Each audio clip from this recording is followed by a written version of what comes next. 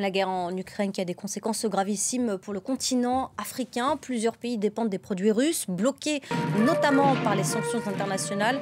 C'est la raison de la visite de Macky Sall à Paris, le président sénégalais et président de l'Union européenne. Vous le voyez, qui a rencontré ce matin Emmanuel Macron. On en parle de cette visite avec vous, Gauthier Rybinski. Bonjour à vous. Bonjour. Est-ce que vous pouvez nous expliquer comment l'Afrique s'est retrouvée prise au piège de cette guerre en Ukraine?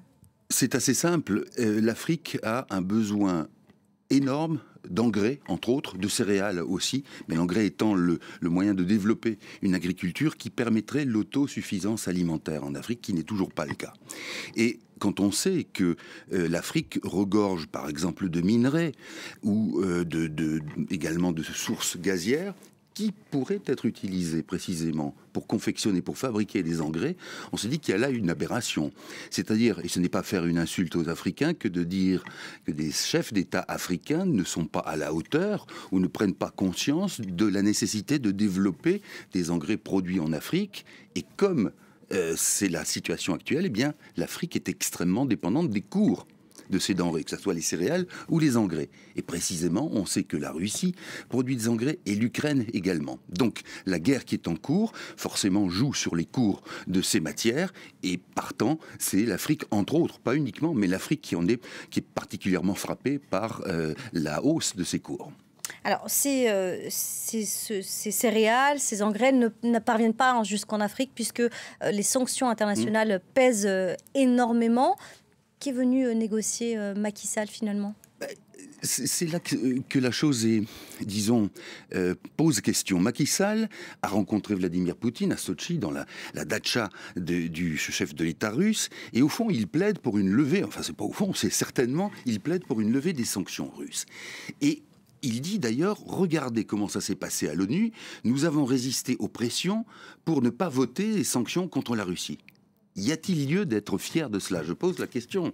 Parce que ce qui se passe en Russie et en Ukraine concerne l'ensemble de l'humanité.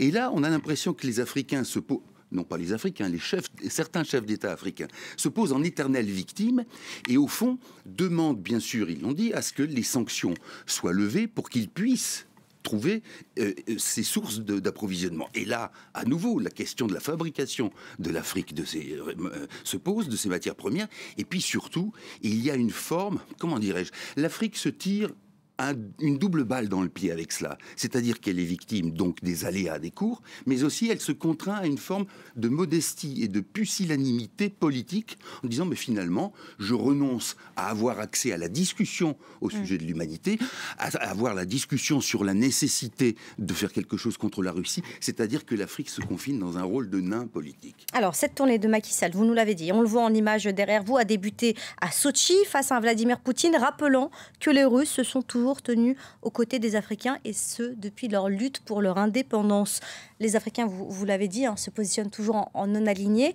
Qu'est-ce que ça dit, cette phrase de Vladimir Poutine? Qu'est-ce que ça rappelle aux Africains et aux Occidentaux par la même occasion? Ça rappelle effectivement que tous les combats pour l'indépendance des différents pays africains ont été soutenus, bien sûr, par l'URSS, l'Union soviétique, à l'époque où les puissances coloniales tentaient d'empêcher que ce soit la France, dans une moindre mesure la Grande-Bretagne, partiellement le Portugal, mais tenter d'empêcher ces indépendances. Et effectivement, l'Union soviétique s'est engouffrée dans cette brèche, ce qui explique aussi, par exemple, qu'un certain nombre d'officiers d'armée, de militaires de ces armées africaines ont été formés dans des académies militaires russes, et que simplement, ils représentent finalement le combat anticolonial contre la puissance, par exemple, la France.